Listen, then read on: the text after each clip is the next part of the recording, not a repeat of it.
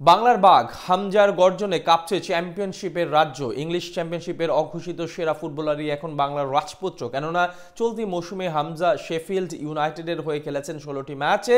এই 16টি ম্যাচের মধ্যে 10টিতে খেলেছেন ডিফেন্সিভ মিডফিল্ডার হিসেবে, 4 ম্যাচ খেলেছেন রাইট ব্যাকে, বাকি 2 ম্যাচে পারফর্ম করেছেন সেন্ট্রাল মিডফিল্ডে।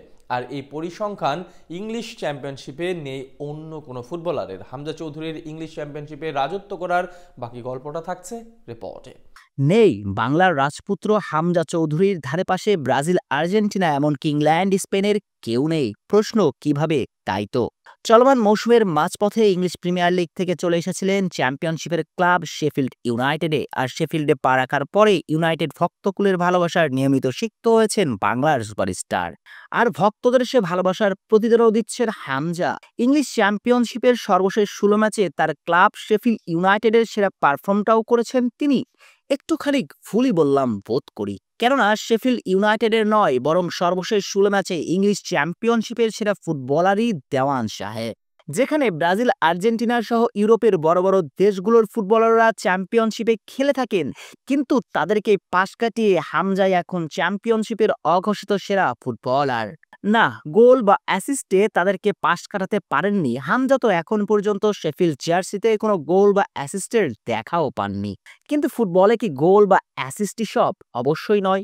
অথবা হামজা যে পজিশনে খেলেন সেই পজিশনে গোল বা অ্যাসিস্ট করা হামজার মূল কাজও নয়।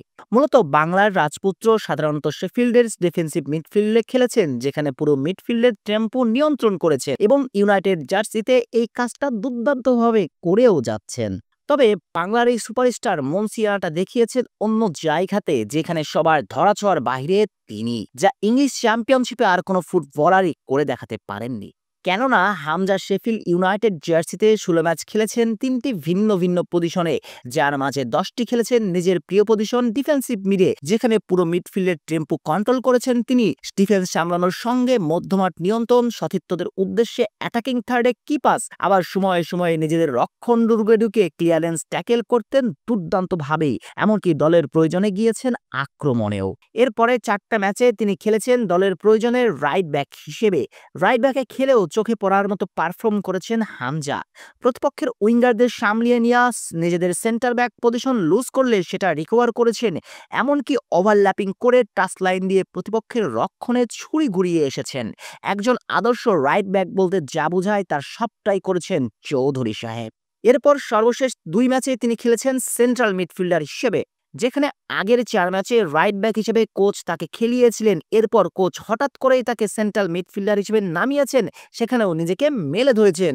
অর্থাৎ দলের প্রয়োজনে 3টি ভিন্ন ভিন্ন রোলে পারফর্ম করেছেন এবং সেখানে শতভাগ সফলতার দেখাও পেয়েছেন। আর এমন স্ট্যাট সর্বশেষ 16 ম্যাচে নেই ইংলিশ চ্যাম্পিয়নশিপে আর কোনো ফুটবলারেরই। শেখ শ্রাবণ অরিক, সিটি নিউজ।